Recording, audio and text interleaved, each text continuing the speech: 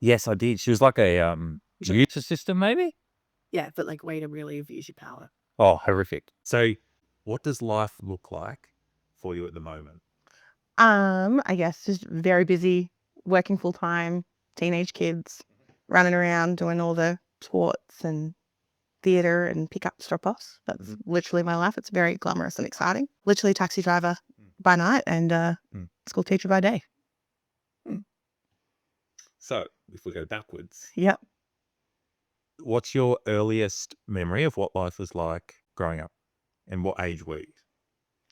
I remember when my parents built their house before they were ministers. So they built this little house in this little quiet street, and we went to church every week. We did it like we were heavily involved in that sort of stuff, Segala and Sunday school and junior soldiers and all the things. My mum was stay at home and she did a lot of volunteer stuff, and Dad worked. I think that's when he was selling houses. Like he worked in like display homes, like selling new homes to people and stuff. I think that was around then. What area was it? I don't know where his work was, but basically western suburbs, Melbourne. Like we lived in Werribee. I just remember like, brother and I were always outside on our roller skates. We had a real thing for Mighty Ducks. So we had rollerblades and hockey sticks and little balls, and we'd like roller skate up and down our road. Yeah, trying to be like flying bee, we were so cool. And there were kids in the street we'd play with and outside all the time.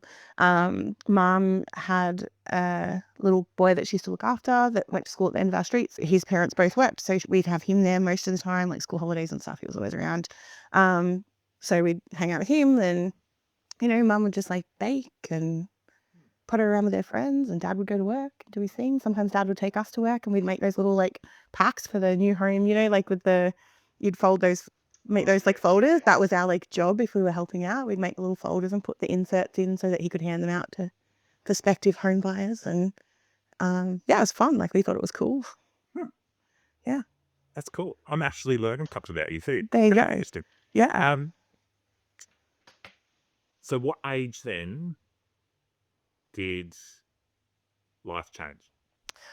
So when I was 10, actually I was probably 9 at the time, parents took us for dinner at McDonald's because we were classy. And I was in, maybe Hoppers, somewhere around there. Just there was like 3 Maccas in that area.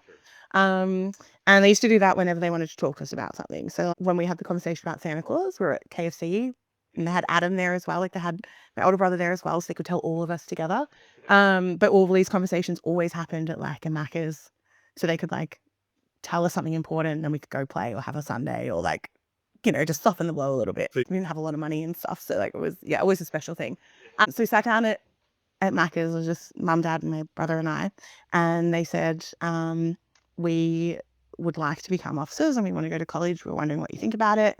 I think both of us were just like, cool, whatever. We didn't really know what it meant. And they said, it would mean we'd be moving into the college for a couple of years, which we'd already seen and knew a little bit about because we knew other people that had been in there. So we were really excited about the prospect of living in a 10-story building. Like we thought that was the coolest thing ever. It had an elevator. Like we were like, oh my God, we're going to live somewhere with a lift and we're going to like go in it. And they were like, do you have any concerns and that sort of thing? And, we were like 7 and 9 years old or 8 and 9 years old. We don't know what to be concerned about. So we were like, nah, cool. And I think at that time they'd already been accepted. So it was already happening. But, they still took the time to kind of gently like tell us about it. And then we had maybe a few months before they went in. So then it was all the like goodbyes and ending our school and looking at new schools. And was that the first time you moved? No, we moved a bit because they rented before they built the house. So I remember maybe 3 houses before that. There was probably more, but I remember 3 of them. And then they sold their house before we went to college, and we lived in a rental, which happened to be in the same street as my best friend. So that was like the best thing ever until we left. But for those few months, we were like walking to each other's houses, and someone from the church lived in between the two. So we'd go to his house and annoy him. So we lived in a little rental for a few months and then went off to college. So what's college? So that is the training place that people who are in Social Army that want to become ministers go. It's very different now. They don't do it the same way. But it used to be that you go for 2 years, you live on campus, you'd have kids, like heaps of kids were there. We'd all go to the local school. We'd have the bus that would drive us all, and the parents would rotate whose responsibility was drop off and pick up. And during the day, the parents would go to classes, and like they'd have their meals there, and everything was sort of provided for you. And they had like a daycare, so there was like lots of different stuff there. But yeah, it's pretty fun, and no one really cared. Like you weren't like we play outside sometimes, but most of the time you just run around the building, and as long as you were home at dinner time. So that was 2 years, and then And then they like essentially graduated, and they were given their first appointment, so they tell you where you're going to live. So we went to Gippsland for 2 years, and my brother and I were like, we'd never even heard of the place that we were going, so that was really weird.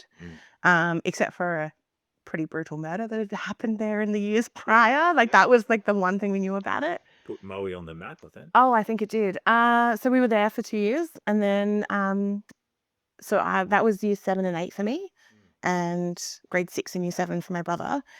And we both made really good friends and had like really settled in there. And then it hadn't gone well for my parents. They hadn't had a positive experience with the congregation there and the people there. So, I mean, 2 years was typical for that time for how long you'd be in a place, but I think my parents may have asked to leave as well at that point. And so then they were moved to Geelong to open a new core. That was like the whole idea, was to like shut down the old dying church, the congregation that was there that had like 6 people in it, and start something community-based and new. So they were really excited about that. We were less excited because we didn't want to move. We'd, we're in that like pivotal like preteen, teen years. We'd made friends. Grade 7's And, brutal. my brother, it was the first time in his life he said he was popular at his school, and then he had to go to a new school where it was like more kids and it was bigger, and it took him a while to like find his way back in. I can talk to anyone, so I was pretty much right. But so then we were there, and then we were there for the rest of our schooling, so we were there for quite a long time, which was good. So I think we were there for 4 years. Which is that's a good run. Yeah, so that they wouldn't move us once we got into like VCE, because they tried not to move people in those years. They moved my brother at the end of year 11 Yeah, from Sassy back to Victoria. that's ridiculous. He didn't finish year 12. Who'd have thought? Yeah, why not? You just like, yeah. No, my husband had a similar experience. I think they moved. He didn't want to move back to Melbourne from where they were, and when he did, it was really tough to like make new connections, make new friends, and then that was kind of his goal. And so then he didn't finish school either. He was like, I don't want to be here. And they don't give you much notice, I think. Yeah, it's like Kinda- October. Yeah, October, you'd move in like the start of Jan. Yeah, it was October, but you weren't allowed to tell anyone until like the start of November when it was like released. Yeah. And I remember the first time, so when they got graduated, like that whole thing was like a ceremony, and they tell you on the stage in front of like 1 million people where you're going, and that was the first year that they were told beforehand, so the adults knew. My parents they were all told not to tell anyone else, just the adults. A lot of the other people told their kids. My parents didn't. They stuck to Neither did mine. so my brother and I were like on stage with the general, like the head of the entire international organization, The Salvo's version of the Pope. the Pope, and they said, you're going to Maui, and I remember my brother was just like, where? Like really loud, clear as day, just like, what? We were so naive, we had no idea. We're just like, oh, cool, like it is what it is, and you knew that it was coming. Like we knew we were moving then, because we had to. So the where didn't really matter at that point. We were just like, whatever. So then I finished school in Geelong, and then I got a scholarship to a university in Queensland. So I moved, like I was 18 and out the door. So I moved up there on my own for the first time, which was fun, and did a year of uni, and then ended up back home when sort of dad left mum and everything went a bit crappy, and came back home to help her out, and didn't want to go back really. So it took me a while. So pre-18? Yep. What did the life of a minister's kid in the Salvos look like? Like what would you do in a week that was... Well, everything revolved around the church schedule. So it didn't matter, like any program that was run. So they would do kids programs, which of course we were all involved in, but they also ran, do you remember Alpha? Yes. Like they'd run these like Bible study groups and things, but so if the parents were there and, you know, we were younger, you go because you have to go where your parents are going, or sometimes like one would stay home with you and the other one would go. But basically our whole schedule revolved around what was happening in the church at the time and different events that were on. And then you factor in the fact that we also had a disabled older brother who lived in full-time care. So we basically either had church stuff or we were visiting with him, which didn't leave a lot of time. Like I can't tell you how many birthday parties and things I missed just because it was either a church thing or a brother thing that we went to, which you'd think I'd resent more, but I actually didn't. Like you sort of, it just was what it was. We have a lot of church friends, so that helps. Like you'd go and there'd be other kids your age, and so you'd hang out with all of them. And if it was something that you didn't have to be a part of, like if you were there just because your parents were there, you know, we would run a bit wild. We'd be in the kitchen thinking snacks. We'd be, you know, outside playing basketball or just think kids really. Or sneaking up to the little old ladies that you know that like would have lollies in their purse and they'd always give them to you, or like the little cupcakes. There's one lady that used to always bring cupcakes and hand them out and stuff. Like we, you know, Easter you get so many chocolate bunnies because all the old ladies would like give the officer's kid one. Yeah. So that was kind of day to day. Like weeks were just kind of factored around events. So like Friday nights was Sagala, so you'd always be like Friday nights were busy. You can go to sleepovers with school friends or parties for school friends because you had Sagala, or you'd have Saturday was netball. Like we always did the salvo run, like church sport.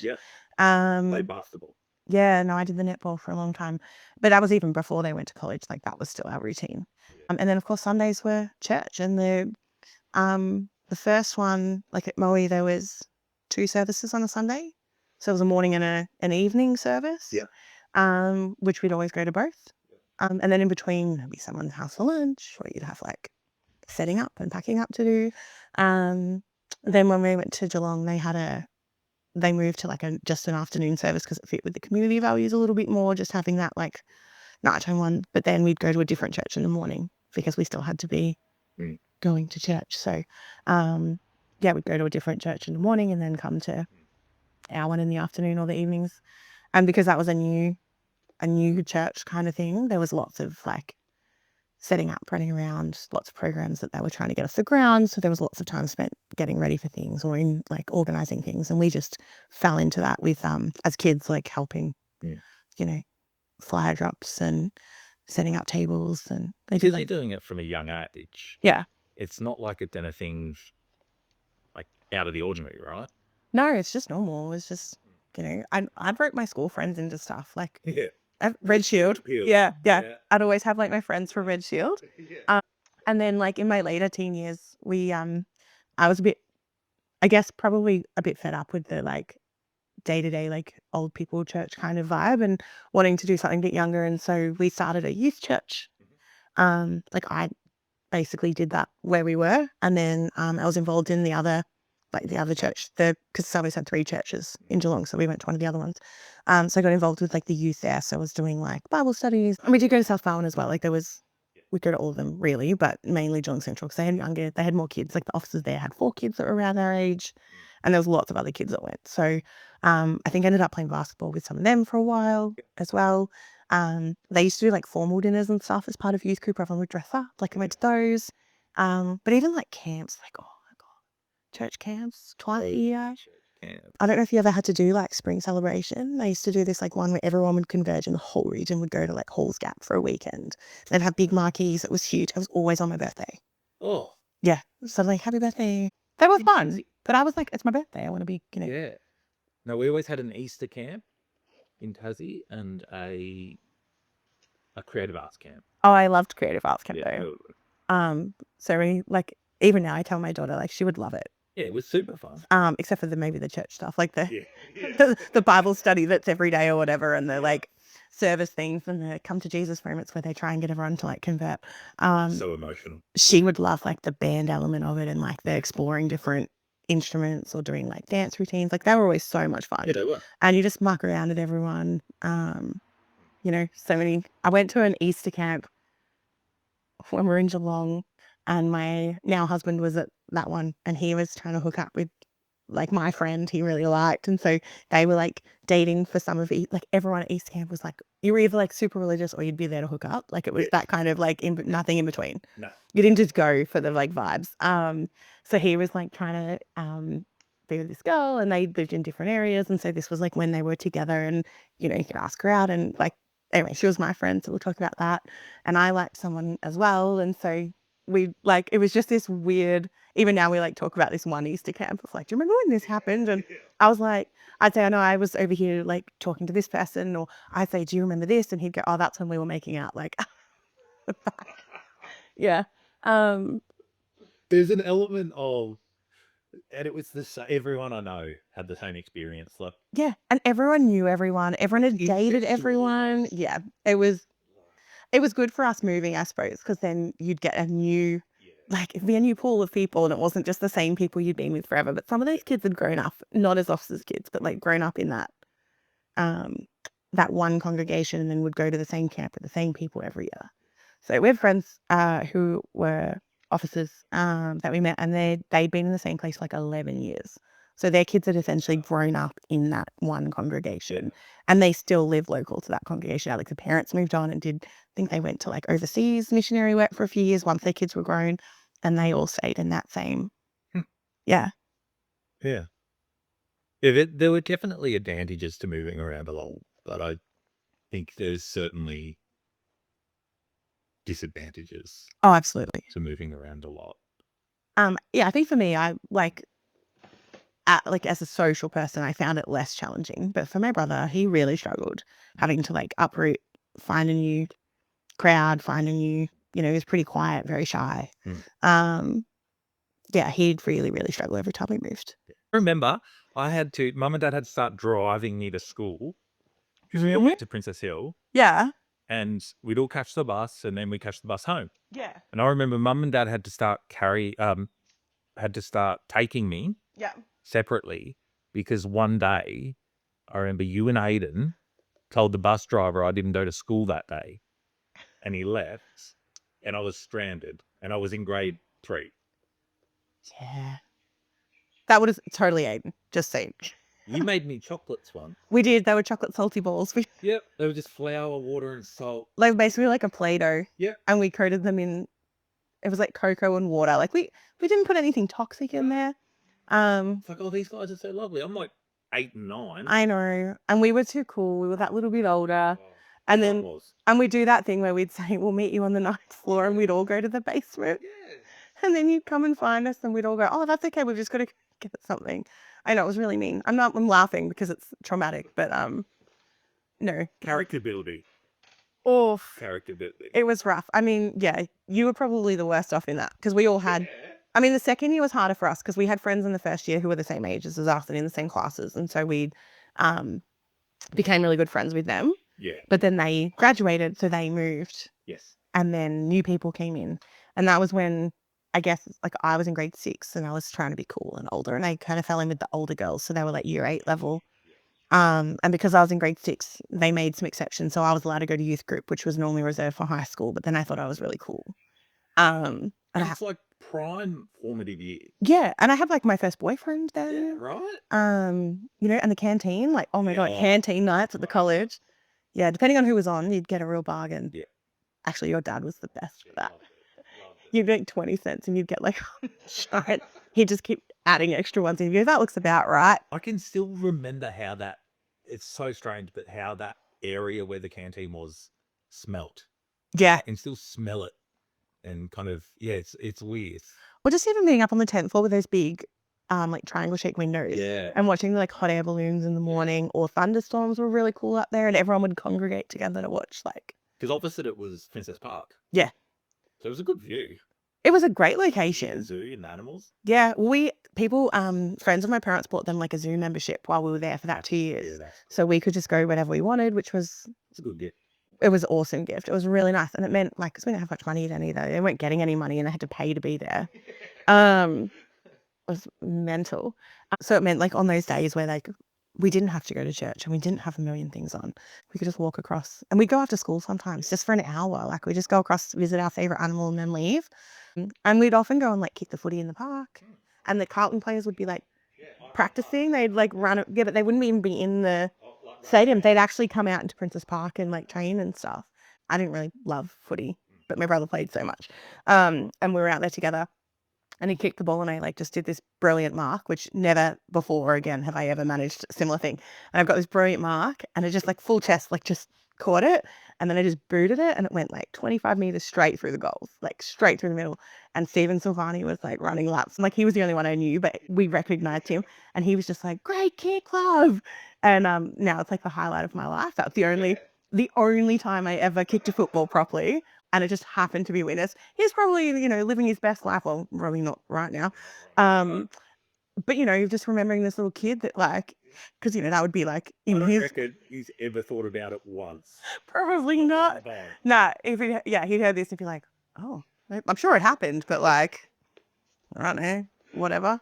Yeah, I was like 10 or 11. And we didn't even have a car in college. Like the parents sold the car, so we'd have to like borrow. They have like the carpool. You could borrow cars. If they weren't available, then you'd borrow the bus. Yeah. We were on a family holiday. We drove to Renmark, as you do, but we took the bus, which was cool. Yeah. Like Yeah. parents sat in the front. Brother and I had like the whole back of the bus. We'd set up rows. We had like our canteen lollies. Live We got those like lolly jar things, so we'd take them to the canteen and fill them. We took like blankets and pillows, and we just like sat in the back of the bus in our own individual rows and like lived it up for an 8-hour drive to Renmark, South Australia.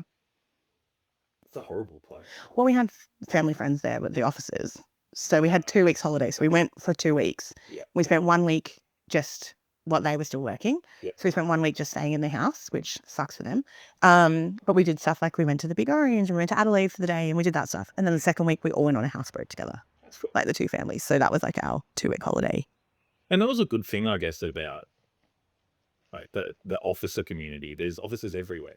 And everyone knows everyone or grew up with people or like I can't go anywhere now without knowing someone who knew me or knew either of my parents or grandparents for that, like, or aunties, uncles, cousins, like everyone literally at work last year before now, this teacher in my team, we were chatting and she added me on Facebook and realized we had all these mutual connections. And so we're talking, she'd grown up, I think at Ringwood or been going to Ringwood Salvos. And she's like, oh, do you know this person, that person? I was like, that's my auntie, that's whatever. It turns out you tattooed her husband. Me? Yeah, she knew you. So there you go. Do you still go to church now? No. So I started going again when my older daughter was a baby. Yeah. Well, she was. Stop going when you were 18? I stopped going when I was 18. You went to Ruthie? Yeah. I went a couple of times when I first moved up there because it was a long story, but basically I had like 2 weeks to move because I didn't know I got in and all of a sudden it was like, yes, you did. I got a phone call from uni saying, have you accepted your place? And I was like, I didn't know about it. And then I had 2 weeks to be there sort of thing before classes started. So my parents called like officers in that area and said, do you know of anyone who would like a respectable young woman to come and live with them while she's at uni? So I ended up living with this like 60-year-old Turkish woman whose daughter worked for the church. A what? A 60-year-old Turkish woman. She used to make me the most delicious baklava. Yeah, she was great. She had like this little 2-bedroom unit in this little like gated community that had swimming pools and a little cafe and stuff in it. She didn't charge too much rent, that sort of thing. She'd had someone living there that she didn't like and she'd kicked out. So she was looking for someone that was going to fit better. I'm not like the big party girl type or anything. So I'd go to parties, but I wouldn't host or anything like that. Fairly quiet, keep to myself. So she was great. She basically lived in like her end. She'd sit and chain smoke all day outside and I was in the other end of the house and we just, every now and again I'd get home with a little note and she'd have like baklava made or these little like stuffed capsicums with the rice and she'd make that. And she was great. Food. Yeah, and then I made friends with a neighbour and he ended up marrying her daughter. Yeah, so anyway, so we lived there. And Jacob came up, like my husband, and then he moved in with me there, which she was a bit unsure about. But again, he worked, he had a job, like it was pretty chill, and he stayed with me there for ages. So yeah, with our little old Turkish woman named Meryl. Meryl. Bless Meryl. I know, we talk about her all the time. We're like, she's probably dead now. It's been 20 years. And she wasn't. likely. Yeah. Poor Meryl. I know. So then you stopped going to church? Yeah, so I stopped going to church. I maybe went a couple of times just when I first moved up because, Obligation? well, and also the officers like invited me for dinner and that to their house because they were being really kind to like a young person who's just moved. So I went maybe 2 times. I mean, I didn't have a car, so it was awkward. I had to catch a bus and it was annoying.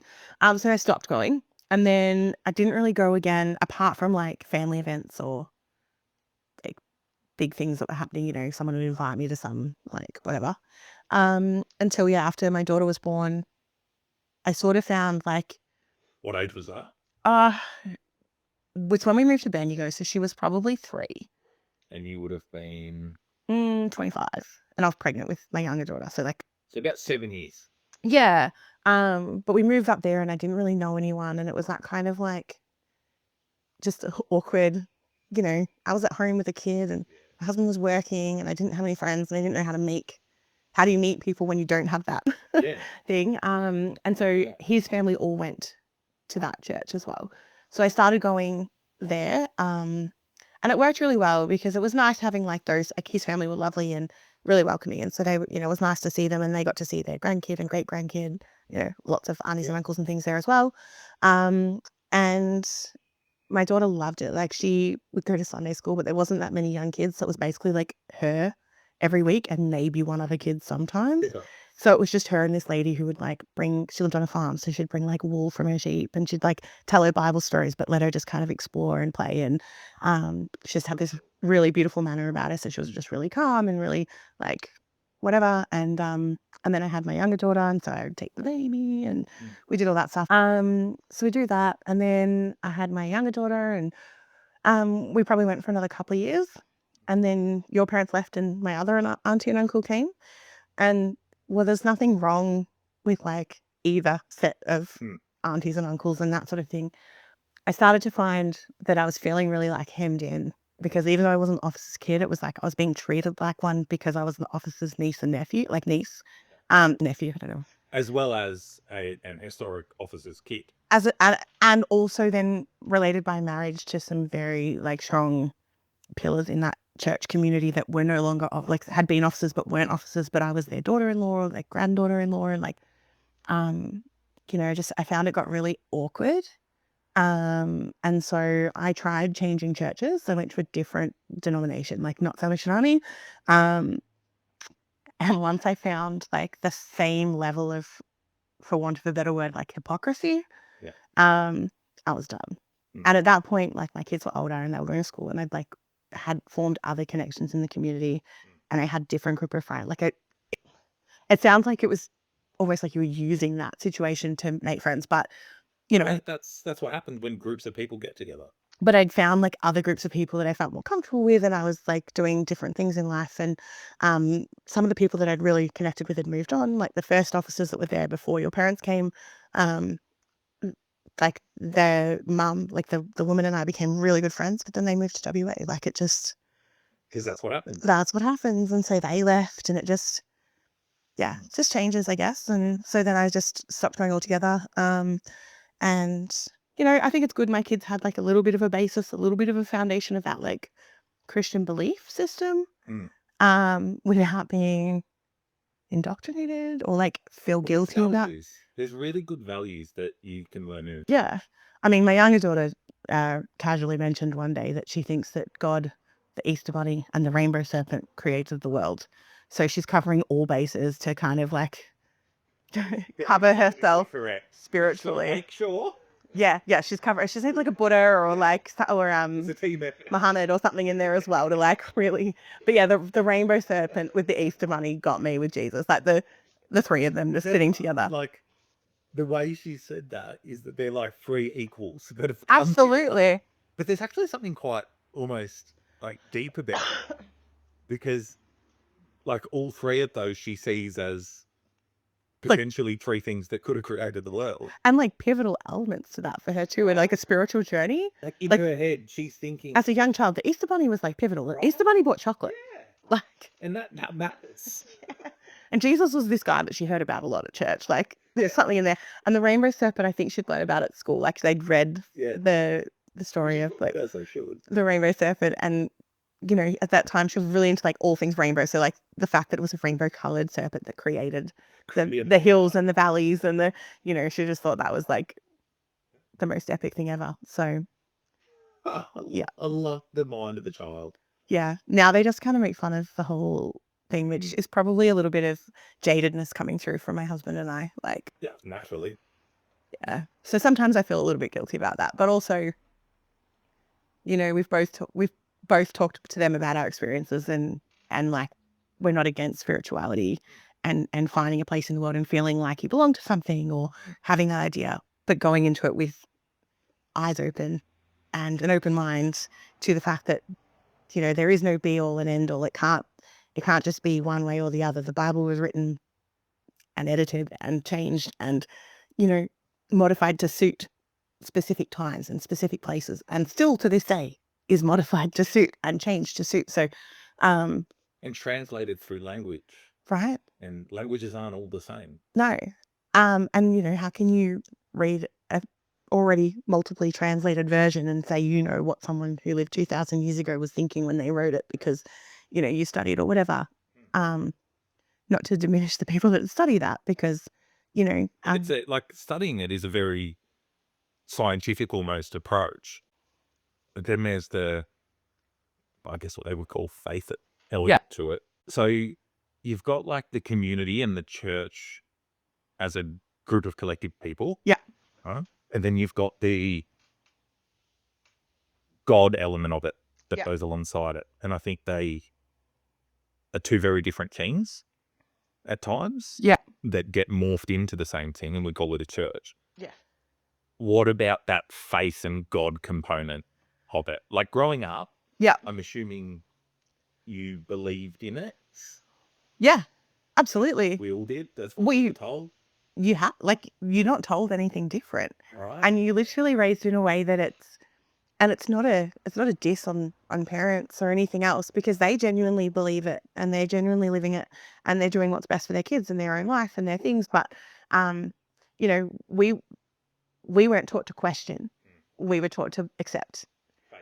And yeah, and also like our elders knew better than us. So we couldn't ask those questions, and we couldn't argue anything about it because they knew better than us, and they would like point to something in scripture and say, well, this is why you shouldn't do that. And, you know, like so many things that would happen where my parents would be upset because I had done something wrong, and it would be brought back to that religious element of where the Bible says we shouldn't do this, or, you know, our church says we shouldn't do this. For example, like drinking. Yeah. You know, Big one in the South Coast. right? Yeah. Because they don't drink. But if you look at the history of the Salvation Army and why they don't drink, it's brilliant. Like, it's actually great. But it was because the people who formed the Salvation Army formed it to help people who were excluded from church because they didn't fit that characteristic mold of what those people in that church wanted. And so they started a new church that was welcome, open to everyone. And when they started it, they found that a lot of people who came were struggling in different ways, whether it was alcoholism, prostitution. There was lots of, you know, it was for the downtrodden. And so after an event where things got a little wild in the 1800s, the founder said, that's it. We're not drinking. Out of solidarity and to support those people that we want to help and that we want to grow, we are not going to drink. And we're going to abstain as an organization for those people, which is such a lovely sentiment of like dealing with addiction and that sort of thing.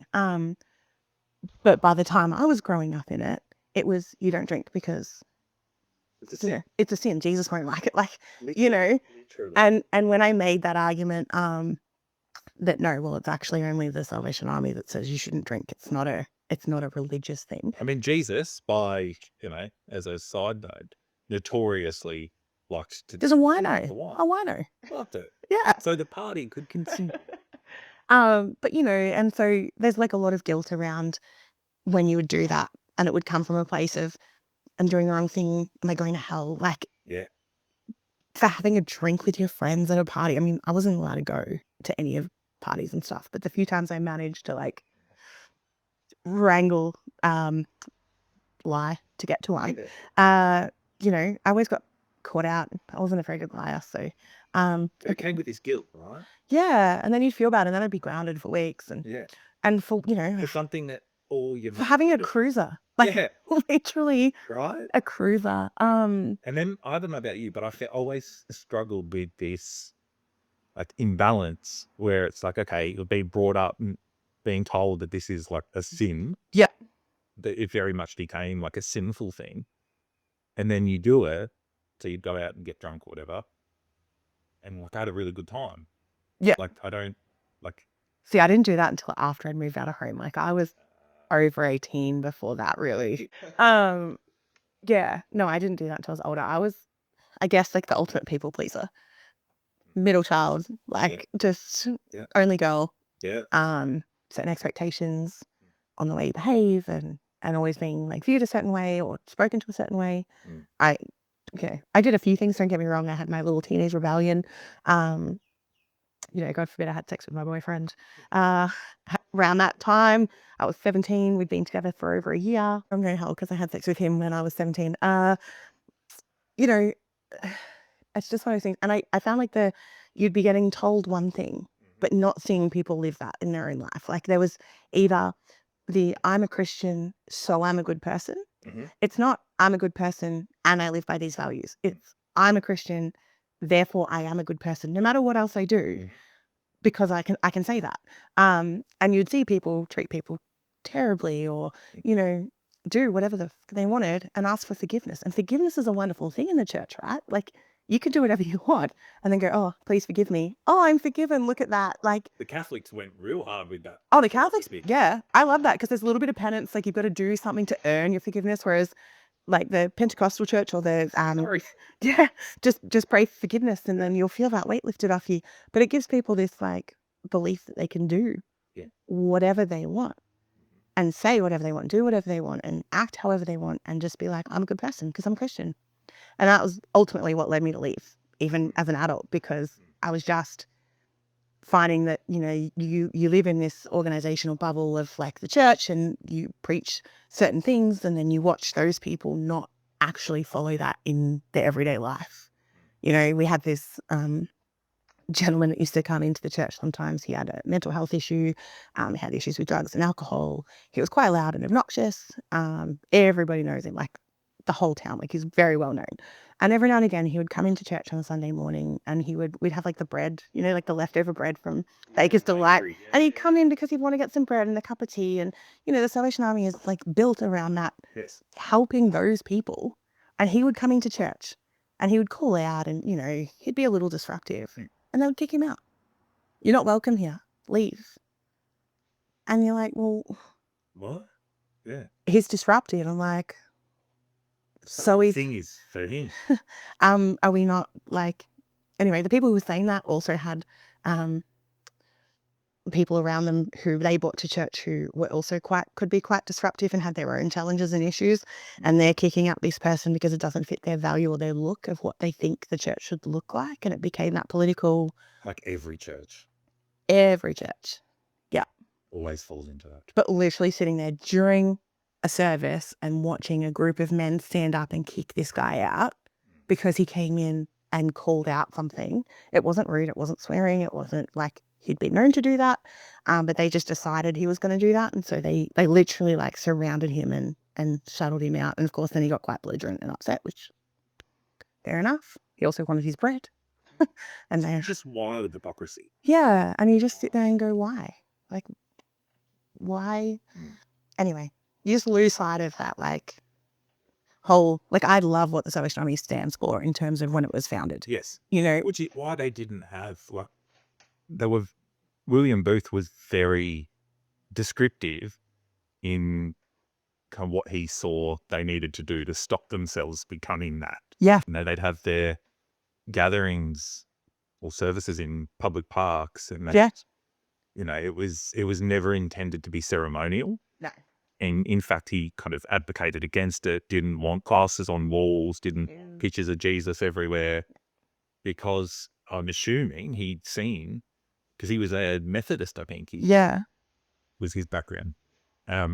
He'd seen churches do exactly that. Yeah. And it becomes about the church, not about Yeah. the intent or the mission. Which now is all I think. And the division on like a higher level of the Salvation Army at the moment, ever since the like gay marriage passed, the division between officers, like so many people have left because they don't agree, but then the Salvation Army hasn't actually come out one way or the other and made a stand for what they are going to do. So it's been left up to the individual ministers to decide whether they're going to perform same-sex marriages or not perform them. without having like a generalized, this is what we do, and it's caused like division and factions within congregations, within like areas within the church. It's just horrific. No matter which way you stand on it. Like I personally just like make a call as an organization, like the other churches have done. You're going to lose people either way. Yes. No matter which way you go, you're going to lose people, but you're losing a crap ton by sitting on the fence and I not. think it's reasonable to think that that they haven't come out in support of it. Yeah. Because they're not. Well, that's right. I mean, it's in their like covenants and all their like things. But then having said that, there are now ministers who are openly Yes. practicing homosexual Yes. within that, not even like closeted, which has happened for millions of years, but openly practicing, and have done lots of different things to get to that point, and more power to them. Like exactly. that's what they want to do. But it would appear as a whole, it's more of a tolerance. I think it's more a fear of getting sued, because you can't sack someone because they've come out and are living their truth, whatever. You can't sack them, even if their values don't fit with your organization or whatever. Agree, disagree with what those values are. But yeah, it creates a lot of division, and there's a lot of like infighting, I suppose, is what I've seen in the last 5 years in particular, which is horrific. What about for you, the faith side of things? I guess I've really struggled with that over the years in terms of I like the idea of like spirituality and things, but everything that I grew up believing, I suppose, you question and you look at, and there's just so much evidence that either turns you away from it or just doesn't fit with the way you see the world. And so I find that really challenging to reconcile.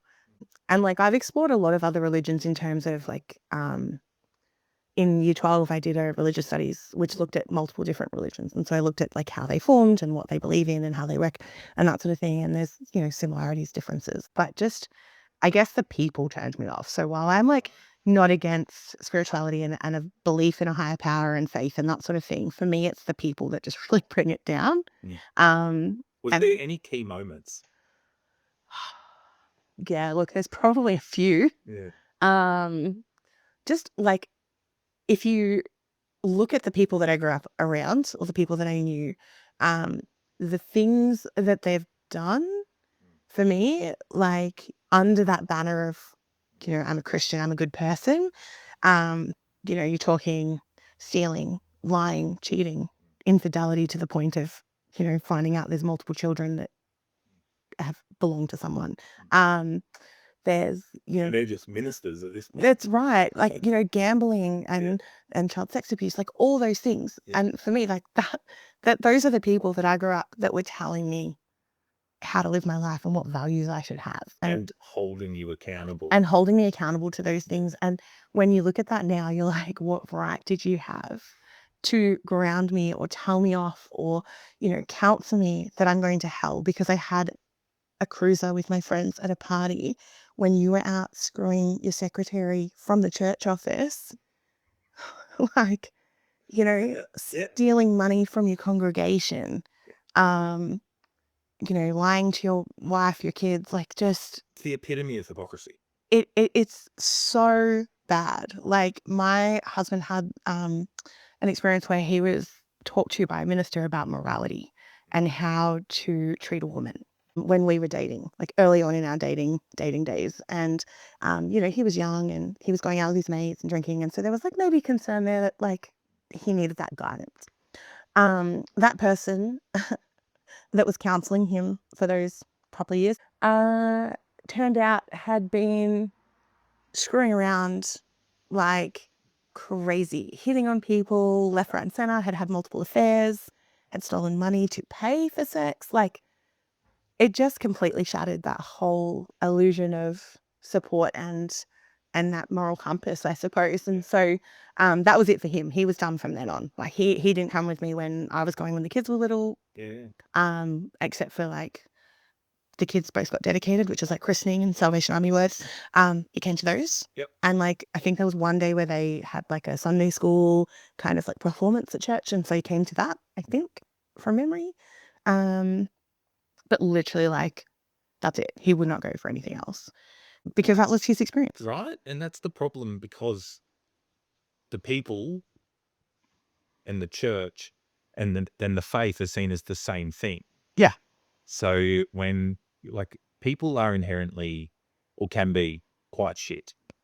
Yeah. And when that is completely mixed in with faith, religion, spirituality, whatever you want to call it, well, the people are going to let it down. Right. And that's just what you see happen all the time. Right. But it's not even that. It's, for me, it's like, yeah, people are going to be shit and they're going to have affairs and they're going to do these things since the dawn of time, right? That's always going to happen.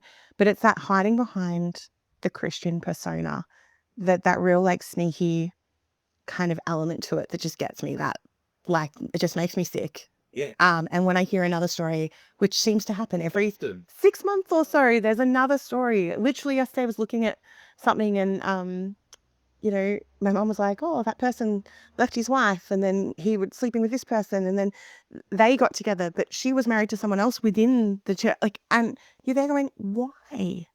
Like, these people are supposed to be like counseling and helping people live a moral life or live a certain type of life according to the Christian values. Yet they're just like, I honestly believe wild. I've met some of the best people in my life in churches, but I've also met the worst people Absolutely. I've ever known in churches. And in my day job, I work with some of the worst people Absolutely. in society. Yep. And there's people in churches that I've met that are far worse. Yeah. Because I think, Well, the people you work with are probably more open about who they are. And like, there's no airs or graces. They're not pretending to be a moral person. They're like, hey, I'm a fuck up. Like, or they're lying about it. yeah. But the problem in church is there's this twisted, like, moral crap that you're talking about. Yeah. Where it becomes hidden and not spoken about. And the faith element of things is weaponized into, like, well, I saw this a lot. I'm going to cover up the sins that I've got by pointing out the sins of others. Yeah.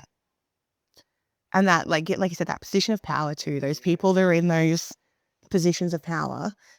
In what is so emotional, like, it's such an emotional. And people that are in that, going through really difficult things or looking for answers, solace, comfort, you know, that whole thing, they come in looking for that. You've got these people in positions of power who present on the surface in such a open and communicative way. And they, you know, they look like the most wonderful people. Like, I can see why so many male officers have affairs, because these like vulnerable women come into the church looking for certain things. They might have experienced different, you know, in my experience, what I've seen come through, you know, women who've been affected by domestic violence and women that have been affected by, they've had children, their partners have left them, and they're, you know, single mums, alcohol, drug addiction, all those things. They come in looking for that stuff and they see this epitome of like goodness and Christian values who present this aura of support and comfort and all these things.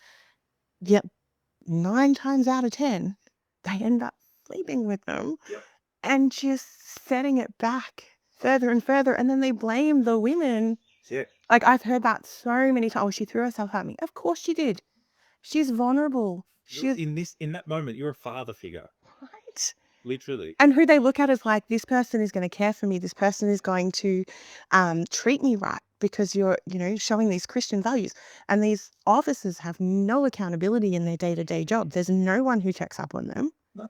And then, you know, like, and they think they're getting this like Christian, beautiful person. And I don't know if they ever realize that that's not what it is. But most of the time, these people are married, they have their own families, and they just, you know, it's the hero worship element, I think, too. Like that, you know, the woman is quite vulnerable and they look up to these people, and the men feel like empowered by that or flattered by that. I don't know, but having not experienced that side of it myself, not from that perspective. Yeah, it's just such a weird environment to have people in all the time. And it is all the time. It's not just a Sunday. No, it becomes almost every day. Yeah. And as an officer's kid, it is every day. Every single day. There is something on, people calling, people popping in, parents have to go out in the, middle of the night to go visit someone who's sick or 24/7 even job. having a bad time. Makes it really easy to cheat, incidentally. Because you can be like, well, I've got to go visit this person, and you can do whatever the hell you want. Yeah, and you can't question it. It's No, work. yep, that's it. And it just seems to be overwhelming. Like, I know it sounds like a bit of a gender bash, but it seems to be overwhelmingly that the male minister is off doing the thing and the female one is, the one that's been home taking care of the family and doing it. Is very It's a patriarchal system. gender stereotypical too. Like, it just, Bible is that. well, yeah, Like, there is that. God is a male. Yeah.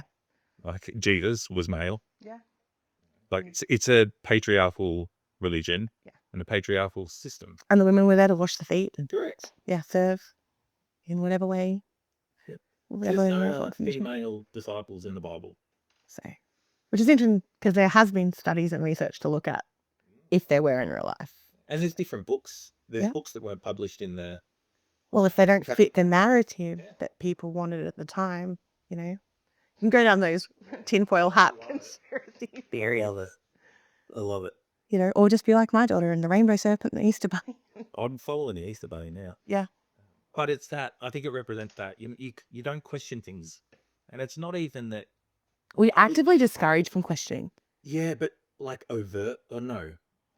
Subtly. Oh, yeah. Because if you question, then you're not a good Christian Yeah. because you don't have You faith. should mean to question. No, you just blindly believe. Yes, but it's never like labeled it as any of that. Yeah. It's just how the whole thing's set up. And did you ever come across like someone who was in a position of authority within the church, like a youth leader or something, that had different values? Because that was always so weird to me. Like, I came across people who maybe, like, for example, believed that abstaining from sex before marriage was not the be all and end all of religion. Whereas for me growing up, my parents, particularly my mum, who'd had a really traumatic upbringing herself. And so for her, I think it was also like, she didn't want that for us. Were like adamant about like, you do not have sex before you get married. But then I would meet these other Christian leaders who would say, well, times are different now and people don't get married as early. And, the whole like try before you buy kind of like situation maybe. And, they weren't advocating for it. They weren't like go out and get laid. It was more like, things happen, young people get carried away in the moment and, you might love someone and all those things. And, it's just, it was more like you're not going to go to hell if you slip or you have that happen. But that as a teenager was so hard to reconcile, that you're getting told different things from people in authority within the church that had different belief systems. And the same with, and like the same sex thing, because in the church it's such a hot topic, but people who believe such different things. I have a cousin who came out when I was a teenager. That side of the family, they are not religious at all. My mum is the only one. And she was actually grounded for becoming a Christian as a teenager because her dad had a horrific experience in a children's home that was run by ministers and things. And so he was dead set against it. So everyone in that family is non-religious. They do all the things that we were growing up told not to do and all that stuff. And when my cousin came out, her father disowned her, like took her car, took her horse, like everything, and said, you are not my daughter, get out. And the only person in our whole extended family that accepted her was my mum, who was the minister of religion. And it wasn't that she agreed with her same-sex beliefs or whatever, because she didn't. And my mum was open about that. She said, the Bible tells us it's wrong, whatever. But that doesn't mean that I am going to treat you differently. That's between you and, it's not up to me. And so, it's often talked about in our families like this weird thing where the religious person was the person who was the most accepting of it, even though they didn't agree on a spiritual level.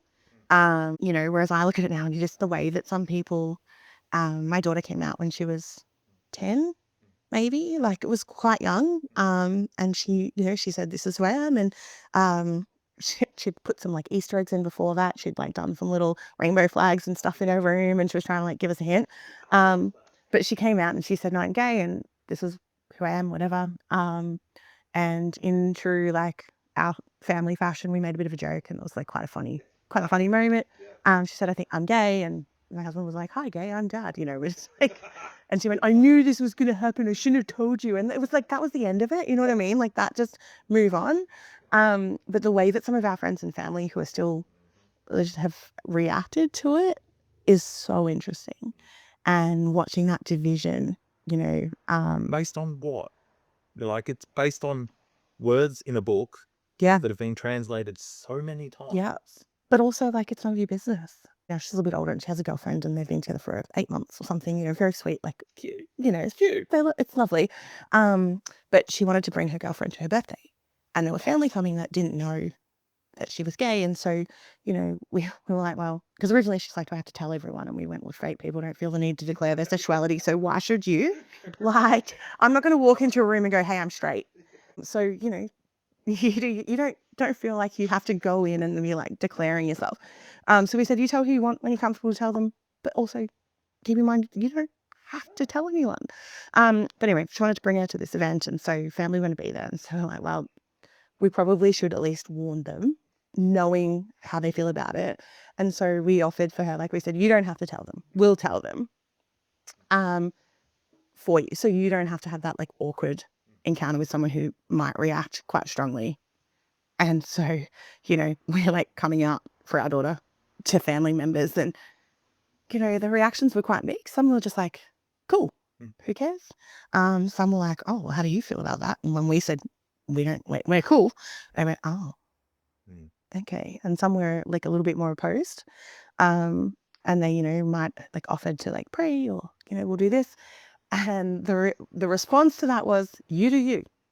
If you want to do that, go right ahead, but you will not bring that to our kid if you want a relationship with them. We will not stand for anyone preaching to her or speaking to her about this in a way that's like discouraging, but don't need to be encouraging or discouraging. It is like, you can be accepting, you can talk to her girlfriend politely, you can speak to our daughter with respect, or you can fuck off. So that was basically the end of it. It was like, this is happening. This person will be at the party with our daughter. They're together. They will probably hold hands because that's where they're at. In fact, I'll be telling them to. They're not going to sit there and pash or anything. So at that point, it was still quite new and all those things. Now, different story. But all the things. But we're like, if you're not comfortable with it, don't come. Yeah. Like that's it. There is no further discussion to that. So Such an outrageous belief. I hate that notion, and it happens all the time, right? right. Like, just pray for it, or I'll pray for you. Like, Yeah. implying that you need to change. The praying of it is like, there's something wrong with you. Yeah. So I'm going to pray to God to fix that. To fix you. And it's like, what is there?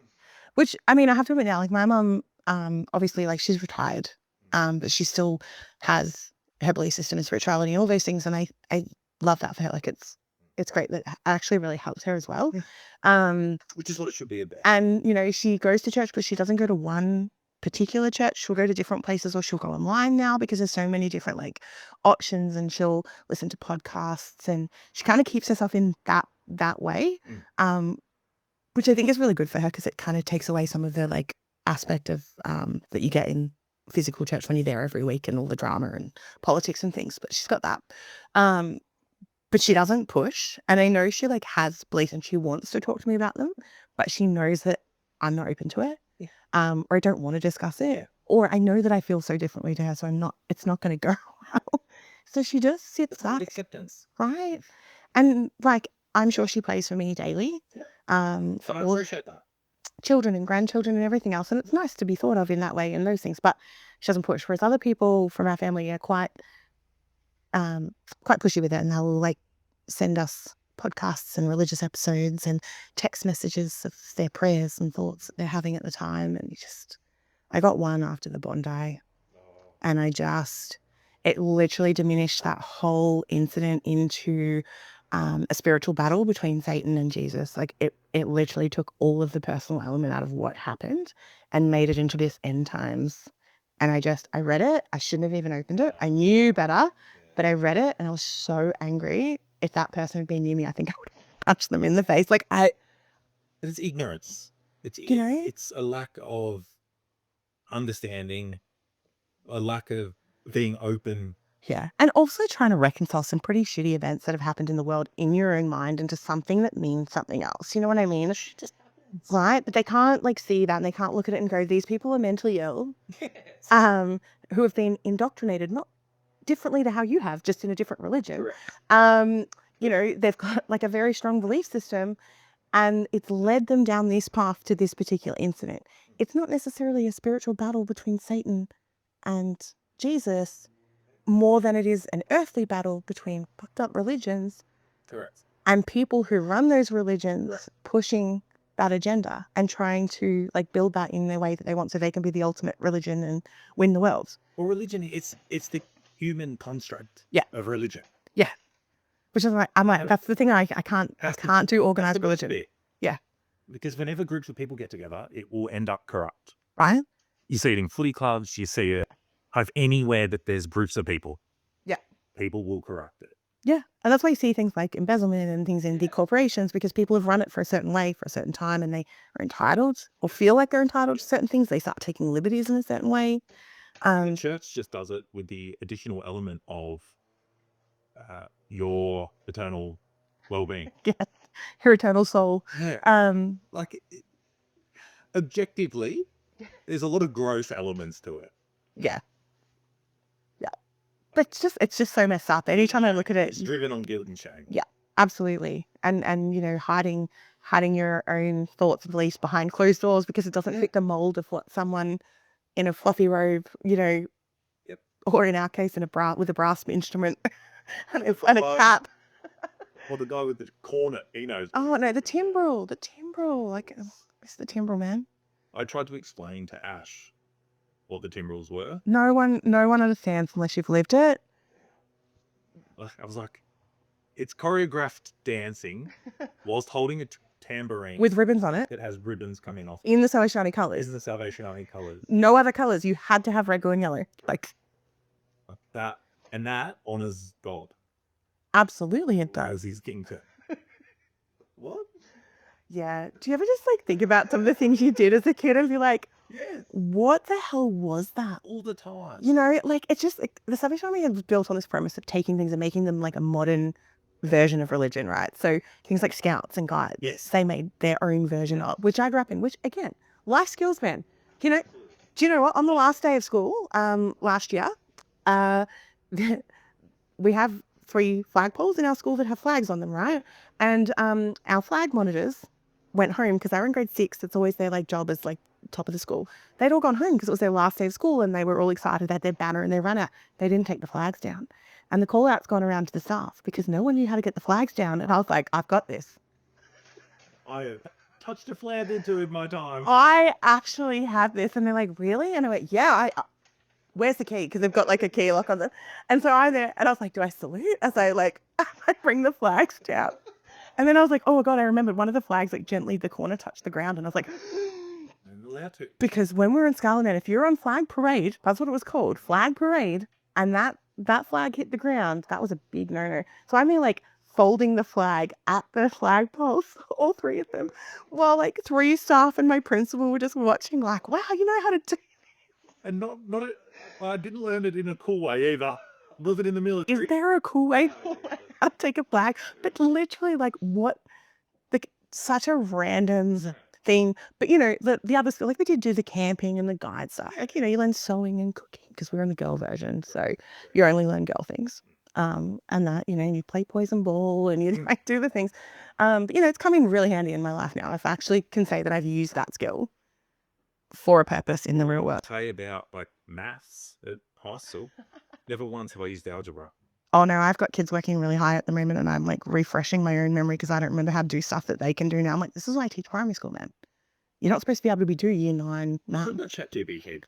We all waste everything. But yeah, no. But the things you learn, you just like flags, man. And it is important to acknowledge that there was awesome opportunities. Yeah. And friendships. Like I'm still friends with people from my early years in church. Like my very best friend, we've been friends since we were 4 years old. Our parents were really close. We've gone through, she was bridesmaid, I was bridesmaid in her wedding. We've just gone through everything together. And we, even now it's like busy because we've both got kids and we tend to like basically exist in memes at this point or like random messages to each other, but not, we don't catch up in person or call that often because there's no time. But when we do, it's exactly the same as it was when we were 10.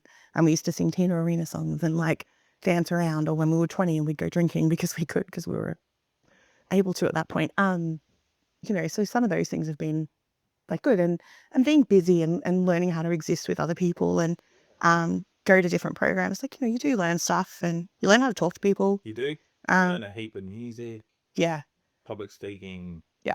all that sort of But stuff. in like different walks of life, people. I don't know if yours were the same. We had a lot of like low socioeconomic kind of appointments and my parents went to. And so, you'd get like the really sweet little old ladies that would bake, and you'd get the families with the young kids. And, I ended up helping in most elements of that. So I worked with like the young kids and volunteered at Sunday school and ran kids club programs and things. And then I also would help at the lunch, like we'd do a free lunch every week. And so I would help serve lunch and do that sort of, and you'd sit with the little old ladies and they'd show you all their grandkid pictures and all the things. You just learn so many different about people's different experiences.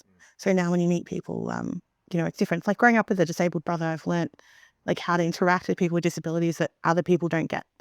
I've watched people that haven't had that, even working in a school, and watching teachers struggle with students with disabilities because they've never experienced it before and they don't know how to kind of approach it, I suppose. Whereas I've grown up with it, so it's almost natural. I don't even realize that I'm doing it. It's just a thing. So, you do get a really valuable experience out of it. What do you think, kind of in reflecting back on all of that stuff we've spoken about, what's a moment that changed you or that shaped you? It could be good, it can be bad. Yeah. Like is there a particular thing where you go, you know what, that had a massive impact on who I am today and what I believe today? It's probably, there's so many things, I suppose, when you look back at it, and like, it's a bit depressing. There's been a lot of things that have happened in my family, and, even on like it sounds like a lower level, but like my mum's health really was affected by the job that she had to do and how difficult it was, both physical health and mental health. And it affected my dad in a different way, and the choices he made. But I think for me, that moment of just, the most pivotal thing for me was finding out that my dad wasn't the person that I thought he was. Obviously he, growing up, he was the church dad, and he, wore socks and sandals, like essentially, and he was wearing his salvo uniform, and he always did church stuff, and he was, that kind of person. And then literally for me, it was overnight. And he said these words to me, that's not who I am. I've always had to hide who I am, and I don't want to do it anymore. As an adult, I can respect that and say, you live your own truth and you do you. As a 19-year-old kid, talking to a parent who all of a sudden you just don't know, and is not the person that you grew up with. Like he literally said that to me. I've lied to you your whole life. I haven't been able to be who I am. For me, that was like a moment of just, then why do it? Like, why is that what you've done? And for me, it just changed so much, because all of a sudden he went from church dad, never drank, never smoked, never stole, as far as I knew. Turned out maybe not quite so true. But all of those things lived this like moral compass that, let's face it, I idolized in a way. Like, both my parents I was close to, but my dad was like a different only daughter. Like, we had this kind of special relationship, I would say, where we could talk about anything and go through the stuff. And all of a sudden he's like, well, that's not who I am. This is who I am.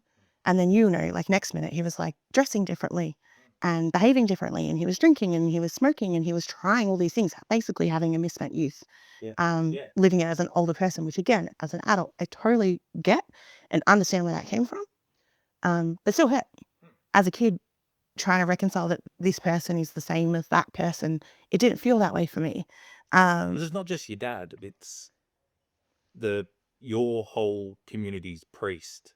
Yeah. Within a start. Yes. It rocked. It's religion. It rocked the whole community. Like those people in our congregation were, it wasn't even like people, there were stories that came out after, where people like this happened, that happened, it should have been a clue.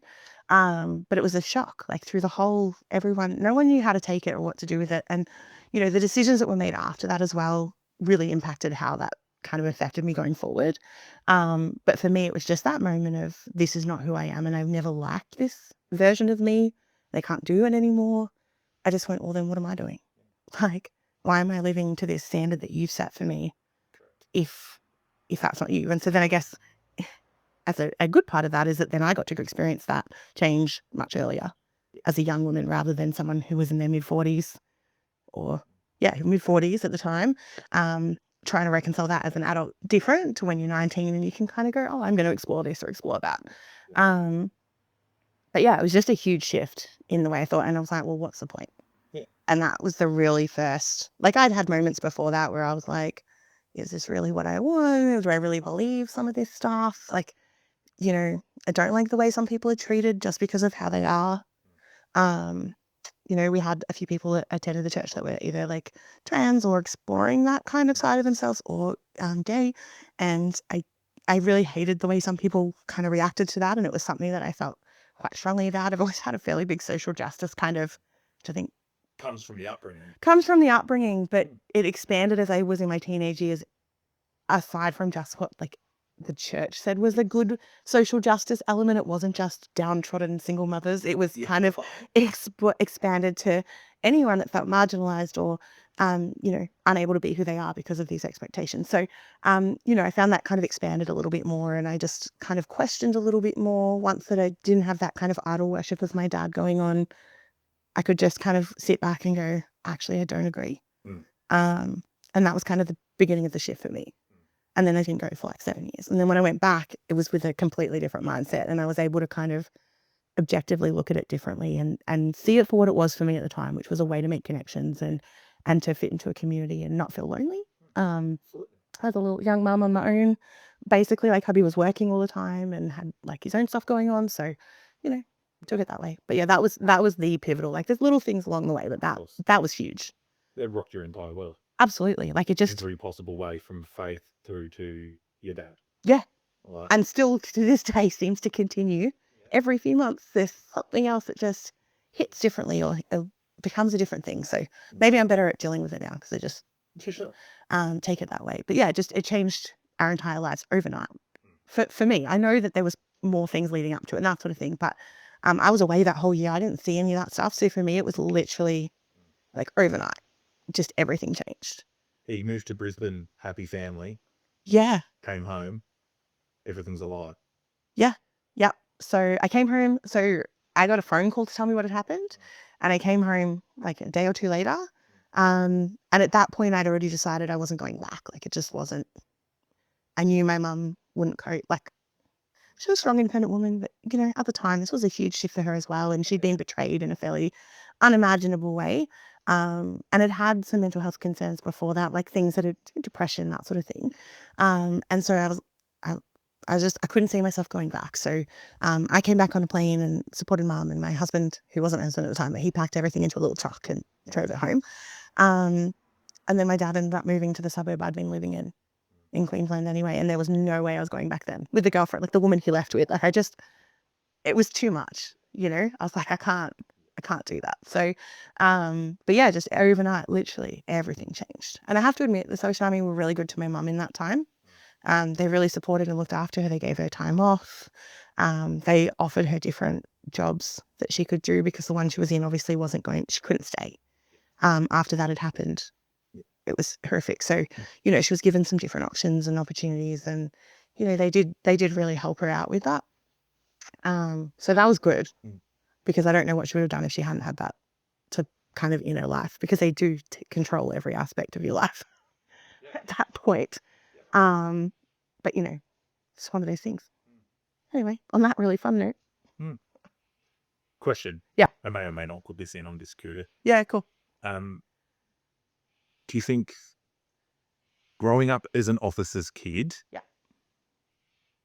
because it touches every part of your life. Yeah. If it's all consuming. And in many ways, whether it's said or unsaid, the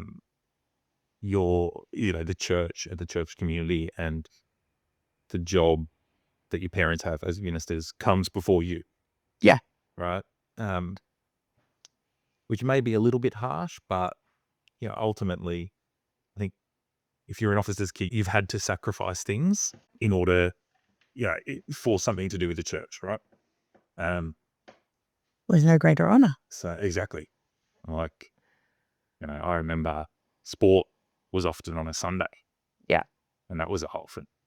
Yeah. So from the perspective of an officer's kid, do you think the salvos, do you think there were elements that align with a cult-like organization?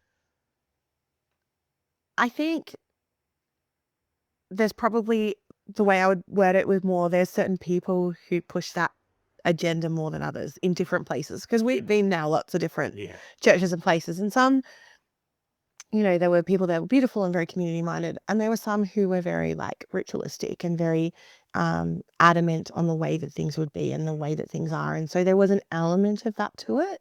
But I didn't find it that hard to break free from either. So that like whole, I look at some other churches, I've got some friends that are like Seventh-day Adventists and that sort of thing. And some of the things that they go through and have to do, it's a little bit more intense. Yes. Whereas with Salvation Army, I feel like definitely there's like an element of that, especially when you're coming in and it's like treated a certain way, and it's almost like that love bombing. Yeah. You sort of get that, and then you get in there and then it's all of a sudden you've got these responsibilities and these expectations, and you have to do it this way, and you have to get married, and you have to become an officer, and you have to do this, and that really like pulls you in and can be like that. But on the other side of that, it's not that hard to walk away. I agree with you. Yeah. I hadn't thought of it like that. Because when I think of cult, I think like you're trapped almost, like you can't get out. I think as an officer, as a minister. Yeah.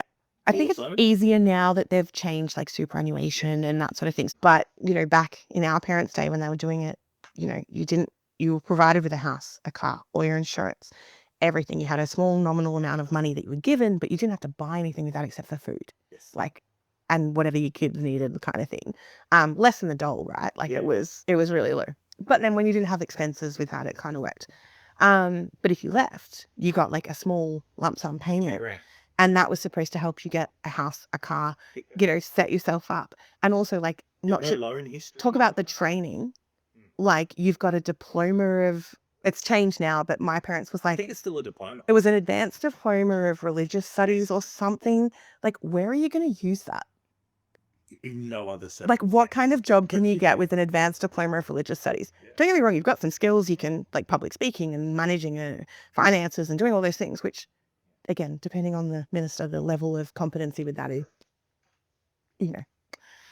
interesting. But, yeah. So I think now it's a little bit better now that they've changed the way that they pay them, because ministers weren't considered employees. They were considered volunteer. No, it wasn't volunteers. It was something else. But And they were provided an allowance. Yes. It wasn't a wage. no, so it's treated differently, and so they didn't have to pay superannuation.